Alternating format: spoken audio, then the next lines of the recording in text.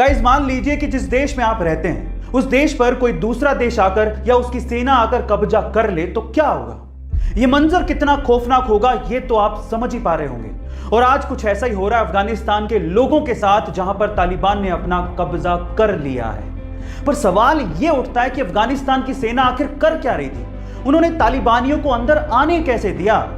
इस पूरे घटनाक्रम से मुझे एक बात तो समझ में आती है कि किसी देश की आंतरिक सुरक्षा के लिए उसकी आर्मी का मजबूत होना कितना ज्यादा जरूरी है। इसलिए कहता हूं कि सबसे पहले हमें अपनी देश की सेना को धन्यवाद देना चाहिए, जिसका जवान देश की सुरक्षा करने के लिए सरहदों पर सीना तान कर खड़ा हुआ है। जय हिंद की सेना।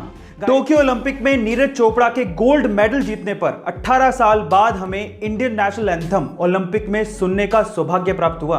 लेकिन सवाल यह है कि नेशनल एंथम की शुरुआत सबसे पहले किसने की। चलिए मैं आपको बताता हूं। सबसे पहले नेशनल एंथम की शुरुआत करने वाला देश था जापान। लेकिन मैं आपकी जानकारी के लिए आपको बता दूं कि ग्रीस ऐसा देश है जिसका नेशनल एंथम सबसे लंबा है। युगांडा ऐसा देश है जिसका नेशनल एंथम सबसे छोटा है। लेकिन साइप्रस ऐसा देश है जिसका नेशनल एंथम है ही नहीं। पर इंडिया, इसका नेशनल एंथम सबसे निराला है। मंदिर में चढ़ाए गए फूल अगले दिन कचरे में फेंक दिए जाते हैं, लेकिन किसी के लिए वो कचरा है तो किसी के लिए बिजनेस का आइडिया।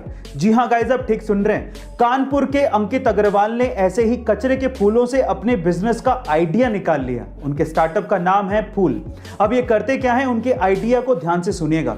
सबसे पहले तो मंदिर में चढ़ाए गए फूल जो कि अगले दिन कचरे में फेंक दिए जाते हैं, उनको ये लोग इकट्ठा करते हैं और उसके बाद उन्हें प्रोसेस करने के बाद बहुत अच्छी क्वालिटी की अगरबत्ती और धूप बत्ती बनाई जाती है। अब ये आइडिया इतना फैंटास्टिक क्यों है? क्योंकि ये दो सॉल्यूशन देता है। पहला तो फूलों का कचरा कम हो गया है और दूसरा उसी से ही एम्प्लॉयमेंट जनरेट हो रहा है। भारत ने अभी तक टोक्यो ओलंपिक में 2 ही मेडल अपने नाम किए हैं, जिसमें से एक है सिल्वर और दूसरा है ब्रॉन्ज। मजे की बात यह है कि दोनों के दोनों मेडल्स भारतीय महिलाओं ने भारत के लिए जीते हैं, जिसमें से पीवी संधू पहली ऐसी भारतीय महिला बन गई हैं जिन्होंने इंडिविजुअली 2 ओलंपिक मेडल्स अपने नाम किए हैं।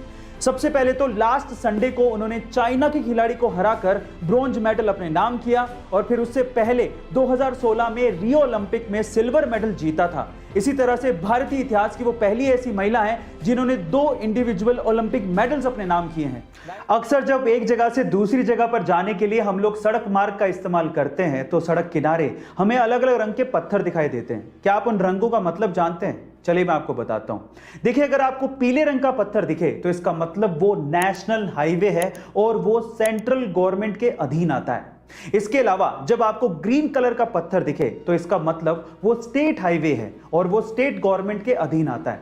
जब काले रंग का पत्थर दिखे तो आप बड़े शहर या जिले में एंटर कर चुके हैं और जब आपको लाल रंग का पत्थर दिखे तो इसका मतलब यह है कि वो सड़क प्रधानमंत्री ग्रामीण सड़क योजना के तहत बनाई गई है और आप किसी गांव की तरफ बढ़ रहे हैं। गाइस, क्या आपको इसके पहले तक ये इंटरेस्टिंग इंफॉर्मेशन पता थी? कमेंट सेक्शन में जरूर लिखेगा और ऐसे अमेजिंग वीडियोस के लिए शेयर, सब्सक्राइब एंड लाइक। मिलते हैं अगली वीडियो में।